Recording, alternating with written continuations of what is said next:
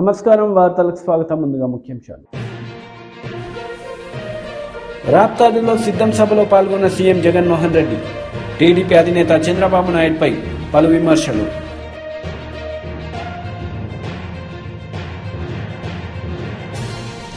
జగన్ సర్కార్ అరాచకంపై నారా లోకేష్ శంకరావం. విశాఖ దక్షిణ నియోజకవర్గంలో సభ.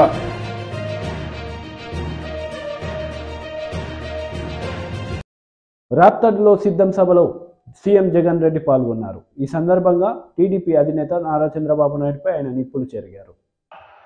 తెలుగుదేశం పార్టీ తరఫున తెలుగుదేశం మేనిఫెస్టో అంటూ ఇచ్చి మీరిచ్చిన మేనిఫెస్టోలో ఏనాడైనా కూడా కనీసం 10% అమలు చేశారా అని అడుగుతా ఉన్నాను. ఇదే వేదికపై నుంచి ఇదే పెద్ద మనిషి చంద్రబాబు నాయుడు గారిని.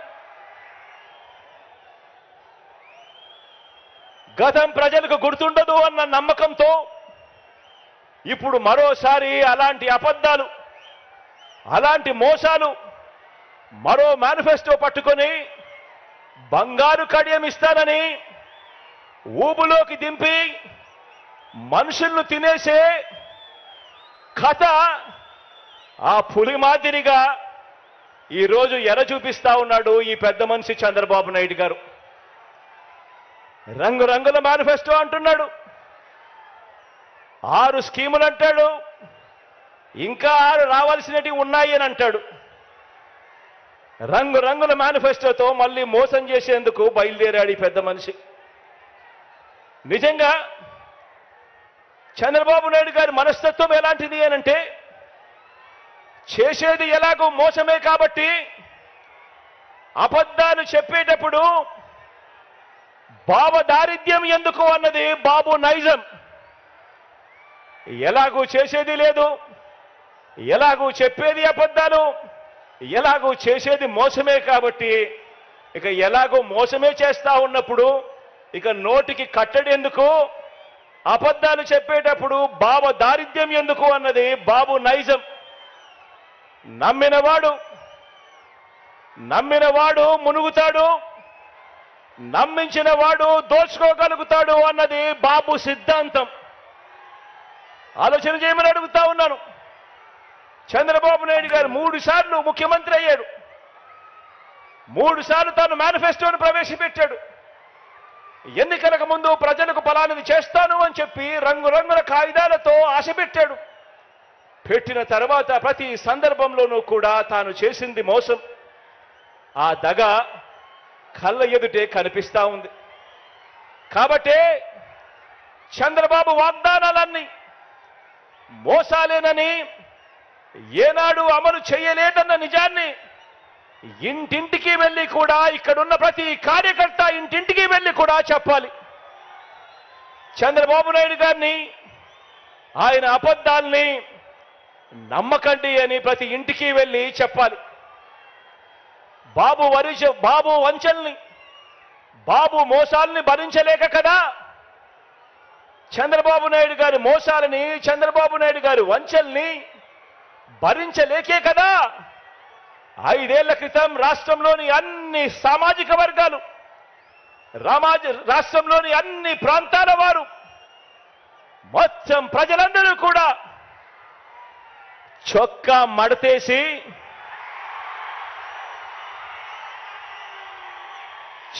మడతేసి బాబుకున్న కుర్చీలను కూడా మడిచి చీపుళ్లతో ఊడ్చి వారి పార్టీని శాసనసభలో 102 నుంచి 23కు తగ్గించారు కదా అని అడుగుతా ఉన్నాను. అదే పని మరోసారి చేయడానికి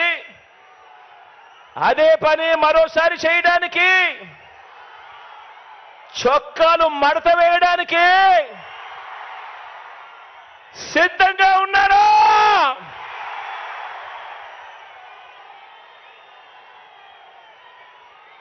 ఈ చంద్రబాబును సవాల్ చేస్తా ఉన్నాను.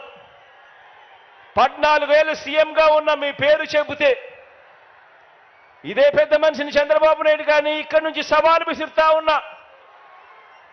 14 సంవత్సరాలు ముఖ్యమంత్రిగా పరిపాలన చేశారు. 14 ఏళ్ళు సీఎంగా ఉన్న మీ పేరు చెబితే గుర్తుకొచ్చేది వెన్నుపోట్లు, మోసాలు తప్ప మీ పేరు చెబితే కనీసం ఒక్కటంటే ఒక్క మంచి స్కీమ్ అయినా గుర్తుకొస్తుందా అని అడుగుతా ఉన్నాను. కనీసం మీరు చేసిన ఒక్కటంటే ఒక్క మంచైనా గుర్తుకొస్తుందా అని అడుగుతా ఉన్నాను. రెండు చేతులు పైకెత్తి ఇలా ఇలా ఇలా ఇలా ఇలా ఇలా ఇలా ఇలా ఇలా ఇలా ఇలా ఇలా. మరి ఈ పెద్ద మనిషి చంద్రబాబు నాయుడు గారు చేయలేని, ఈ పెద్ద మనిషి చంద్రబాబు నాయుడు గారు చేయలేని పనులన్నీ దేవుడు దయతో మనం కేవలం ఈ 57 నెలల పాలనలోనే ఎంత చిత్తశుద్ధితో, ఎంతటి మమకారంతో చేశామో ఇవాళ 4 మాటలతో వివరిస్తాను. ఆ పథకాలన్నీ ఇక జగన్ సర్కార్ అరాచకంపై నారా లోకేష్ శంకరావం పూరించారు. విశాఖపట్నం దక్షిణ నియోజకవర్గంలో ఈ సభలో ఆయన మాట్లాడారు. నగర్ నుంచి చెన్నై కేరళ పోర్టులో ప్లేస్ లేదంటే ఒక షిప్ అటు పంపించారు కృష్ణపట్నం పోర్టుకి. ఆ పోర్టు పైన, ఆ షిప్ పైన తీసుకుని దానిపైన ఒక వీడియో చేసి ఏదో పనులు జరుగుతున్నాయని చూపించడానికి ప్రయత్నించారు. కానీ అక్కడున్న కార్మికులు బయటకు వచ్చి పోరాడారు కనుక ఆ వాస్తవాలన్నీ బయటపడే పరిస్థితి. ఇదే పరిస్థితి రేపు మన గంగవరం పోర్టు కూడా రాబోతుంది. అందుకే ప్రజలందరూ అప్రమత్తంగా ఉండాలా. తెలుగుదేశం జనసేన పార్టీని గెలిపిస్తేనే మళ్ళీ మనకి ఉద్యోగాలు వస్తాయి ఆ పోర్టులోని ఈ సభాముఖం మీకు తెలుపుతున్నాం. ఇంకా ప్రజలందరికీ ఇప్పుడు క్విజ్ పెట్టాలనుకుంటున్నా. సిద్ధంగా ఉన్నారా మీరు? జగన్ రోజు ఏమి తింటాడు? మొదటి ఆప్షన్ తల్లి కిచిడి, రెండో ఆప్షన్ అన్నం, మూడో ఆప్షన్ ఇసుక. రోజు ఏం తింటాడు తల్లి? చేతులెత్తి చూపించండి, వెనకాల వాళ్ళు కూడా చూపించాలా. ఇసుక తింటాడు.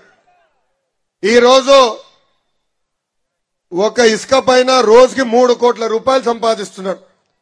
నెలకి 90 కోట్ల రూపాయలు, సంవత్సరానికి 1080 కోట్ల రూపాయలు, 5 సంవత్సరాలు 5400 కోట్ల రూపాయలు ఒక ఇసుకమైన సంపాదిస్తున్నాడు ఈ జగన్. 2019 ముందల ఒక ట్రాక్టర్ ఇసుక 1000 రూపాయలు దొరికేది. అదే ట్రాక్టర్ ఇసుక ఇప్పుడు 5000 రూపాయలకి పెరిగిపోయింది. ఎన్నికల ముందల పందికొక్కుల్లాగా ఇసుక దోచేస్తున్నాడు అన్నాడే. ఇప్పుడు ఈ సభాముఖంగా అడుగుతున్నా, 5000 రూపాయలకు పెంచిన తర్వాత ఎవడు ఈ రోజు పందికొక్కులాగా ఇసుకని దోచేస్తున్నారని. తెలుగుదేశం ప్రభుత్వం, తెలుగుదేశం జనసేన ప్రభుత్వం ఏర్పడిన వెంటనే మళ్ళీ ఇసుక ధరలు తగ్గించే బాధ్యత మేము తీసుకుంటాం. భవన నిర్మాణ కార్మికులకి చేతి నిండా పని అందించే బాధ్యత కూడా మేము తీసుకుంటాం. ఇక్కడున్న కుర్రోళ్ళందరినీ కోరుతున్నా, ఒకసారి ఫోన్ బయటికి తీసి గూగుల్లో 6093 6093 కొట్టండి. ఎవరు వస్తారు? ఖైదీ నంబర్ 6093 ఎవరు? జగన్. అందుకే ఖైదీలు అంటే ఆయన చాలా ప్రేమ ఉన్న వ్యక్తి. ఖైదీలకి ప్రతి నెల 2000 రూపాయలు ఇస్తాడు ఈ ఖైదీ జగన్. కానీ సంక్షేమ హాస్టల్స్ చదువుతున్న పిల్లలకి గత 4 సంవత్సరాలు 10 నెలలుగా మెస్ ఛార్జీలు పెంచలేదు, కాస్మెటిక్ ఛార్జీలు పెంచట్లేదు. పాపం ఈ రోజు ఆ పిల్లలు అనేక ఇబ్బందులు ఎదుర్కొంటున్నారు. ఖైదీలకి ఇచ్చే 2000 రూపాయల్లో కనీసం 50% పాపం ఈ సంక్షేమ హాస్టల్స్ లో చదువుతున్న పిల్లలకి డబ్బులు ఇవ్వట్లేదు ఈ ప్రభుత్వం. ఈ రోజు సంక్షేమ హాస్టల్లో పిల్లలు అనేక ఇబ్బందులు ఎదుర్కొంటున్నారు. మౌలిక సదుపాయాలు లేదు, పడుకునే దానికి సరైన బెడ్ కూడా లేని పరిస్థితి ఈ రోజు మనందరం చూస్తున్నాం. అందుకే బడుగు బలహీన వర్గాలకి నేను హామీ ఇస్తున్నా, మేము బాధ్యత తీసుకుంటాం. తప్పనిసరిగా కాస్మెటిక్ ఛార్జీలు, మెస్ ఛార్జీలు అంటే వాళ్ళకి ఇచ్చే డబ్బులు, విద్యార్థులకి ఇచ్చే డబ్బులు పెంచే బాధ్యత మేము తీసుకుంటామని ఈ సభాముఖంగా నేను హామీ ఇస్తున్నాను. అమ్మా, జగన్ ఒక అద్భుతమైన cutting fitting master, cutting fitting master. ఆయనకి 2 బటన్లు ఉంటాయి తల్లి. మీ కంపెనీ ఒక్క బటన్ బులుగు బటన్, కానీ బల్ల కింద ఎర్ర బటన్ ఉంటుంది తల్లి. బులుగు బటన్ నొక్కుతాడు తల్లి, అకౌంట్లో 10 రూపాయలు పడుతుంది తల్లి. నేను ఒప్పుకుంటున్నా 10 రూపాయలు పడుతుంది, కానీ అదే క్షణం ఎర్ర బటన్ నొక్కుతాడు తల్లి, అకౌంట్ నుంచి 100 రూపాయలు విషయం పోతుంది తల్లి. ఎలా పోతుందో చెప్పాలి కదా. కరెంటు ఛార్జీలు 9 సార్లు పెంచి బాదుడే బాదుడు. ఆర్టీసీ ఛార్జీలు 3 సార్లు పెంచి బాదుడే బాదుడు. ఇంటి పన్ను పెంచి బాదుడే బాదుడు. చెత్త పన్ను పెంచి boom boom president gold Andhra ఏంటది ప్రెసిడెంట్ గోల్డ్ ఆంధ్ర మెడల్ ధరలు పెంచి, ఇంకా రేపో మాపో వాలంటీర్ వాసు ఇంటికి వస్తాడు తల్లి, ఒక గొట్టం తీసుకొస్తాడు, ఉఫ్ అని ఊదమని. ఊదదు తల్లి, ఊదితే అమ్మా ఇంత గాలి పీల్చుతున్నావని గాలి పైన కూడా పన్నేస్తాడు ఈ సైకో జగన్. ఈ మధ్యన వాలంటీర్ వాసులు ఇంటికి వస్తున్నారు. తెలుగుదేశం పార్టీ అధికారంలోకి వస్తే ఉన్న సంక్షేమ కార్యక్రమాలన్నీ రద్దు చేస్తారని దుష్ప్రచారం చేస్తున్నారు. అవునా కాదా తల్లి? అవునా కాదా? ఈ ప్రచారం చేస్తున్నారు. ఇక్కడున్న మహిళలందరూ ఒకటి గుర్తుపెట్టుకోవాలి, అసలు భారతదేశానికి సంక్షేమం పరిచయం చేసిన వ్యక్తి విశ్వవిఖ్యాత నట సార్వభౌమ స్వర్గీయ నందమూరి తారక రామారావు గారు. ఆనాడు 2 రూపాయలకే కిలో బియ్యం అందజేశారు. మహిళలకి ఆస్తుల్లో సమాన హక్కు కల్పించారు. 50 రూపాయలకి హార్స్ పవర్ మోటార్ అందజేశారు. అన్నగారిని స్ఫూర్తిగా తీసుకుని చంద్రబాబు గారు అనేక సంక్షేమ కార్యక్రమాలు తీసుకొచ్చారు. ఒక్కసారి ఆలోచించండి, డ్వాక్రా గ్రూపులు ఏర్పాటు చేసింది చంద్రబాబు గారు. వైఎస్ఆర్సీపీ ఎమ్మెల్యే టీజేఆర్ సుధాకర్ బాబు ప్రెస్ మీట్ నిర్వహించారు. ఈ సందర్భంగా పలు అంశాలపై ఆయన మాట్లాడారు. స్వాగతం పలుకుతూ జగన్మోహన్ రెడ్డి గారి నాయకత్వాన్ని బలపరుస్తూ వారి వెంట మనందరం ఉన్నామని చెప్పడానికి ఓ సరైన వేదికగా రాప్తాడుని వాడుకోబోతున్నందుకు, ఆయనకి చేయి కలపబోతున్నందుకు ముందుగా రాయలసీమ జిల్లాల్లోని వైఎస్ఆర్ కాంగ్రెస్ పార్టీ క్రియాశీలక కార్యకర్తలకు, నాయకులకు, పెద్దలకు, ఎమ్మెల్యేలకు, ఎంపీలకు, రీజనల్ కోఆర్డినేటర్లు అందరికీ శుభాకాంక్షలు చెప్తూ, ఇప్పటికే భీమిలిలో మరియు దెందులూరులో జరిగిన సభలతో తెలుగుదేశం పార్టీకి, మరి ముఖ్యంగా నారా చంద్రబాబు నాయుడికి మైండ్ దొబ్బింది. మైండ్ పనిచేయటం లేదు. జగన్మోహన్ రెడ్డి గారేమో జన ప్రభంజనంతో దూసుకెళ్తుంటే, నారా చంద్రబాబు నాయుడు ఖాళీ కుర్చీలతో జనంలో పరాభవం చెందుతున్నాడు. పరాభవం చెందుతున్నా సిగ్గు రావటం లేదు. డబ్బులిచ్చి, బిర్యానీ ప్యాకెట్లు ఇచ్చి, మందు బాటిళ్ళు ఇచ్చి, వాహనాలు ఏర్పాటు చేసి తీసుకొస్తున్న జనాల్ని ఎలా సభలో ఉంచుకోవాలో తెలియక ఆ ఫ్రస్ట్రేషన్ అంతా నోటికి పని చెబుతున్నారు ఇద్దరు, చంద్రబాబు నాయుడు గారు మరియు లోకేష్. మీరు రాష్ట్ర ప్రజలు, మీడియా సోదరులు, మేధావులు దయచేసి గమనించమని, ఈ సభల యొక్క తీరుతెన్నులను మీరే అధ్యయనం చేయమని కోరుతున్నాం. జగన్ గారు పెడుతున్న సిద్ధం సభకు ఒక సిద్ధాంత బలం ఉంది. సిద్ధం సభకు ఒక ఆశయం ఉంది. సిద్ధం సభకు ఒక లక్ష్యం ఉంది. సిద్ధం సభలో ఒక అంకిత భావం ఉంది. సిద్ధం సభలో ఒక ఐక్యత ఉంది. అంటే ఇప్పటికీ ఈ 5 సంవత్సరాలు పరిపాలించడానికి అవకాశం ఇచ్చిన ప్రజలకు, ఆ ప్రజలకు నాయకుడికి మధ్యలో అనుసంధానకర్తలుగా పనిచేసిన క్రియాశీలక కార్యకర్తలను ఎన్నికలకు సన్నద్ధం చేయటం కోసం మనందరం సిద్ధమని, అందరూ కలిసికట్టుకొచ్చినా విడివిడిగా వచ్చినా. ఉండవల్లి అరుణ్ కుమార్ ప్రెస్ మీట్ నిర్వహించారు. ఈ సందర్భంగా పలు అంశాలపై ఆయన మాట్లాడారు. అని నేను తెలుసు అతనికి పర్సనల్గా. అంటే నేను చెప్పాను, ఆర్టికల్ 100 వైలేషన్ అయ్యా, దీనికేం చెప్తావు చెప్పు. ఇతనే ఏదో ఖర్చు చెప్తా. అయినా నువ్వు ఆంధ్ర గవర్నమెంట్ తరఫున ఎలా వచ్చాడని అప్పుడు బయటకు వచ్చి ఇమీడియట్గా మీడియాతో మాట్లాడాను. ఆంధ్ర గవర్నమెంట్ డివిజన్ అంగీకరిస్తుందా? రోజు ప్రతి పబ్లిక్ మీటింగ్లోనూ అన్యాయం చేశారని కోర్టులో వచ్చి ఏం లేదు న్యాయం జరిగిందని అన్నారంటే, తర్వాత తెలిసింది ఏంటంటే వీళ్ళు చేసిన బ్రీఫింగు అతనికి అర్థం అవలే. స్టేట్ గవర్నమెంట్ తరఫున ఏదైతే బ్రీఫింగ్ ఇచ్చారో సీనియర్ అడ్వకేట్కి, అతను వేరేలా అర్థం చేసుకుని వచ్చి అతను ఏదో మాట్లాడాడు. వెంటనే జగన్మోహన్ రెడ్డి గవర్నమెంట్ మళ్ళీ నన్ను సపోర్ట్ చేస్తూ ఈ విభజన తప్పుని ఒక ఎఫిడేవిట్ వేసింది. ఎఫిడేవిట్ వేశారు కానీ ఇప్పటివరకు కోర్టులో వాయిదా వచ్చినప్పుడు ఎప్పుడూ ఒక పెద్ద అడ్వకేట్ రావట్లా. ఎందుకో దాని మీద నెగ్లిజెన్స్. ఎవరన్నా మీరు గవర్నమెంట్ తరఫున ఒక పెద్ద అడ్వకేట్ వచ్చి నిలబడితే అప్పుడు వింటారు. నేను ఎక్కడ సరిపోతాను. మొన్న వచ్చింది లాస్ట్ వాయిదాలో తెలంగాణ తరఫున సీనియర్ అడ్వకేట్ వచ్చాడు. ఆయన తెలంగాణ తరఫున సీనియర్ అడ్వకేట్ వస్తే ఆంధ్ర తరఫున ఎవరు లేరు. నేను పిటిషనర్ కాబట్టి నేను మాట్లాడాను. అయిపోయింది అనుకున్నాను. ఆ వేళ జడ్జి గారు ఏమన్నారంటే అయిపోయిన గొడవ ఇదంతా ఎప్పుడో అయిపోయింది కదా, ఏంటి ఇప్పుడు మళ్ళీ మీకేంటి రిలీఫ్, ఏం కావాలి అంటే తెలంగాణ గట్టిగానే ఇదంతా ఉత్తుత్తున వేసిందండి, మీరు చెప్పండి అదండి అని. వెంటనే నేను మోడీ గారు పార్లమెంట్లో ఏమన్నాడో అది చదివి వినిపించాను. అమిత్ షా గారు ఏమన్నాడో అది చదివి వినిపించాను. ఆర్టికల్ 100 ఏం చెప్తుందో అది చెప్పాను. చెప్పి ఇప్పుడు మీరు వైలేషన్ కాదనుకుంటే ఇంక మీరు కూడా మా రిస్క్కి రాకపోతే, ఇంత బ్లాటెంట్గా వైలేషన్ జరిగితే మీరు కోర్టు చెప్పకపోతే ఎలాగా. నేను ప్రేయర్ కూడా మార్చాను. ఏమని 2 రాష్ట్రాలు కలిపే విధంగా ఏపీ రీఆర్గనైజేషన్ యాక్ట్ చెల్లదు అని తీర్పు అక్కర్లేదు. నాకు కావాల్సినటువంటి ఆర్డర్ ఏంటంటే ఇది జరిగింది రైటా తప్పా, ఆర్టికల్ 100ని వైలేట్ చేసి కూడా చేయొచ్చా, దాని మీద చెప్పండి అంతే. నేను అంతకన్నా ఏం అడగట్లేదు. ఎందుకో జడ్జి గారు సరే ఓకే అన్నాడు. ఇంకా బతికే ఉంది కేసు.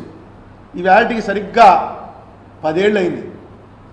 ఆ 10 ఏళ్ల క్రితం ఇదే రోజున బెక్కమొహాలు వేసుకుని సెంట్రల్లో కూర్చున్నప్పుడు నా పక్కనే జగన్మోహన్ రెడ్డి కూడా ఉన్నాడు. మాకు లోపల ఏమవుతుందో తెలీదు, మమ్మల్ని లోపలికి వెళ్ళనివ్వరు. ఎప్పుడూ లేనట్టుగా మేము కూర్చున్న చోట, ఆంధ్ర వాళ్ళు కూర్చున్న చోట మార్షల్స్ వచ్చి నిలబడ్డారు. ఒక మార్షల్ని అడిగాను, ఏమయ్యా ఎలా నిలబడ్డారు ఇక్కడంటే, మీరు ఎవరో అటేపు రాకుండా వచ్చి చూడమన్నారండి. ఎప్పుడు ఏ విప్ ఇచ్చినా అవుటర్ దానికి 2 ఉంటాయి. పార్లమెంట్కి ఇన్నర్ రింగు అవుటర్ రింగ్ అని 2 రింగులు ఉంటాయి. ఇన్నర్ రింగ్ తలుపులు వేసేస్తారు లోపల జరుగుతుంటాయి.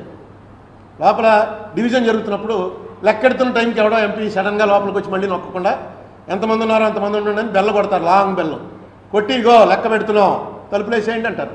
అనగానే inner ring road, inner ring, ఆ ఇన్నర్ రింగ్ తలుపులు మాత్రమే వేస్తారు ఎప్పుడైనా సరే. పార్లమెంటు చరిత్రలో అవుటర్ రింగ్ కూడా తలుపులు వేసేసారు. అంటే దానిలోంచి లోపలికి వెళ్ళి ఇంకో లోపలికి వెళ్తే అప్పుడు పార్లమెంట్ లోపలికి వెళ్తాం. అవుటర్ రింగ్ టాయిలెట్కి వెళ్ళాలన్నా దేనికి వెళ్ళాలన్నా అవన్నీ కూడా అవుటర్ రింగ్లో ఉంటాయి. ఆ తలుపులు కూడా మూసేశారు. డివిజన్ లేదు, డివిజన్ ఉన్నప్పుడే మూయాలి. డివిజన్ ఇవ్వట్లేదు అని ఆవిడ డిక్లేర్ చేశారు స్పీకర్, అయినా మూసేశారు. బహుశా వాళ్ళు ఎవరో తుపాకులు బాంబులు వేసి దాడి చేశారు. దాడి చేసినప్పుడు కూడా ఇలా తలుపులు మూసి ఉండరు.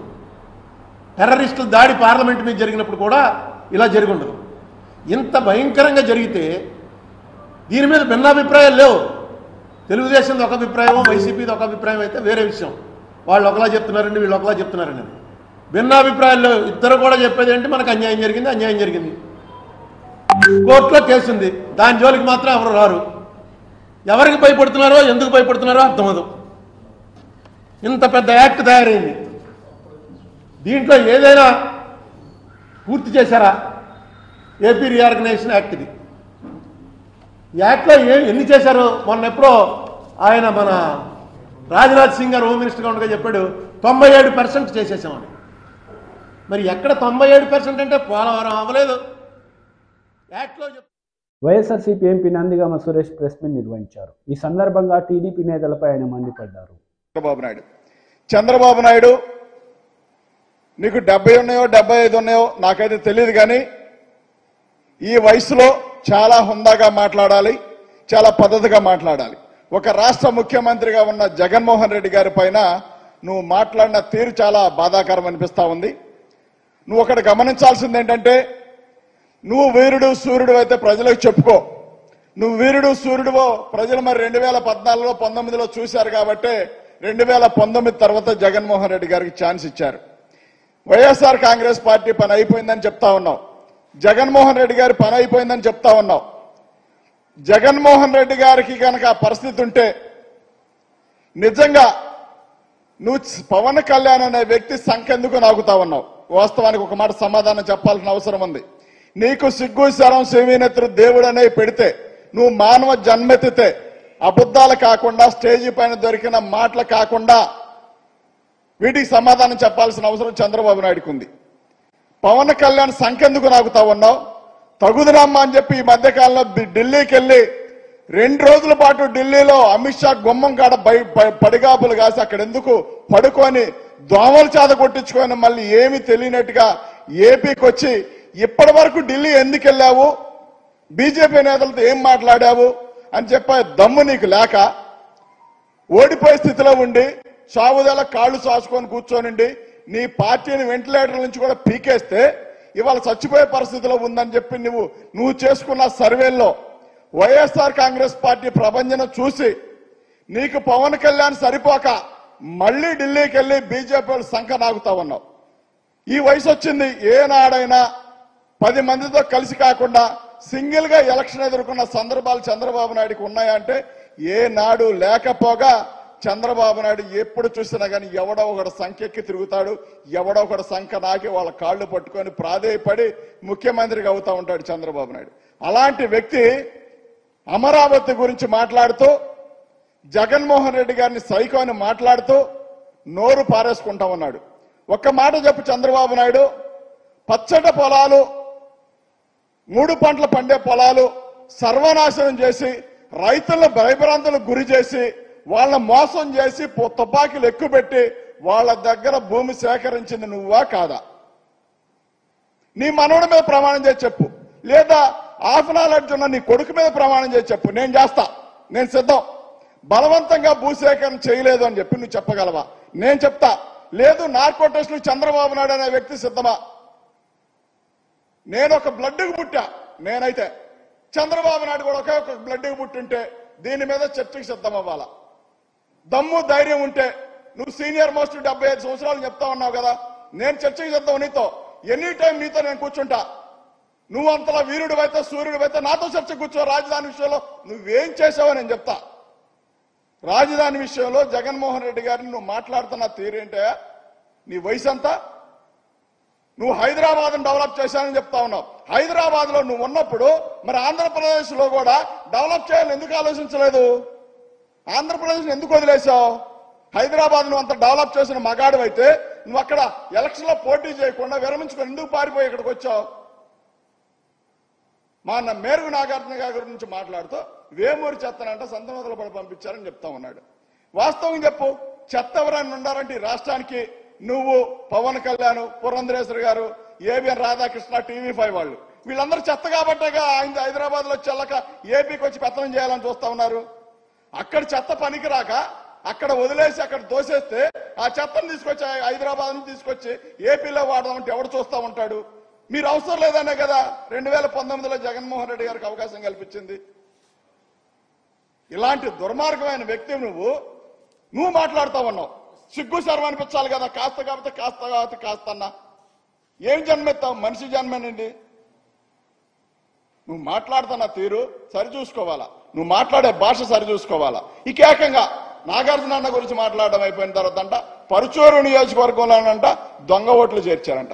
వాస్తవం కుప్పంలో దొంగ ఓట్లతో గెలిచింది నువ్వే కదన్నాళ్ళు. ఇప్పుడు కుప్పంలో ఓడిపోతాను భయం పట్టుకోనే కదా అంతకుముందు చంద్రగిరిలో పోటీ చేసిన వ్యక్తి అక్కడ చెత్తని తెలిసే కదా మళ్ళీ కుప్పానికి పరిగెత్తింది. కుప్పంలో ఓడిపోయి చచ్చి చేరి మళ్ళీ ఒకసారి గెలిచావు కదా. నువ్వు ఎక్కడ కాదు చెత్త, నీ కొడుకు చెత్త కాబట్టే కదా మరి మంగళగిరిలో ఓడిచ్చింది వైఎస్ఆర్ కాంగ్రెస్ పార్టీ పెట్టిన అభ్యర్థి పైన.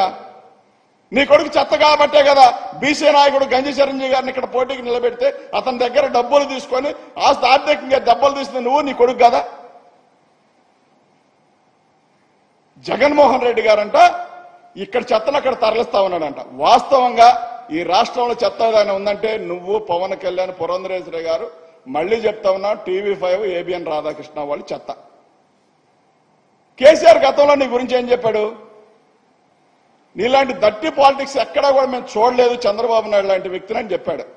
ఎక్కడో కాంగ్రెస్ పార్టీ గెలిస్తే అక్కడ సంఖ్యలు అక్కడ ఆయన ఏదో గెలిచినట్టుగా చంద్రబాబు నాయుడు ఇక్కడ సంఖ్యలు గుద్దుకుంటూ మరి పండగలు చేసుకున్న సందర్భం మనందరం కూడా చూసాం. ఎందుకంటే సింగిల్ గా పోటీ చేసి గెలిచే దమ్ము లేక అక్కడ ఎవరో పిల్లలు పుడితే ఆ పిల్లల్ని ఎత్తుకొని తిరుగుతూ ఉంటాం. లోకేష్ కి చంద్రబాబు నాయుడుకి అలవాటే, ఇదేం కొత్త ఏం కాదు. అలాంటి వాళ్ళంట ఈ రాష్ట్రాన్ని అంటే అభివృద్ధి చేయడానికి ముందుకు వస్తా ఉన్నారంట. ఏ రకంగా అభివృద్ధి చేస్తారో చెప్పాల్సిన అవసరం ఉంది కదా. ఇప్పటి వరకు 14 సంవత్సరాలు ముఖ్యమంత్రిగా ఉన్న చంద్రబాబు నాయుడు నేను ఇది చేశాను కాబట్టి మళ్ళీ ఇదే పాలన కొనసాగిస్తాను, మళ్ళీ మీరు నాకు ఓట్లు. వార్తలు ముగించే ముందు ముఖ్యాంశాలు మరోసారి. రాప్తాడులో సిద్ధం సభలో పాల్గొన్న సీఎం జగన్మోహన్ రెడ్డి. టీడీపీ అధినేత చంద్రబాబు నాయుడుపై పలు విమర్శలు.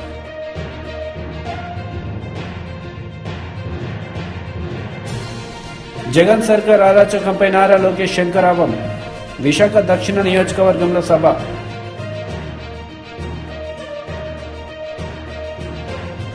ఈ వార్తలు ఇంతటితో సమాప్తం. తిరిగి ప్రసారమయ్యే వార్తలు మళ్ళీ కలుద్దాం. అంతవరకు సెలవు. నమస్తే.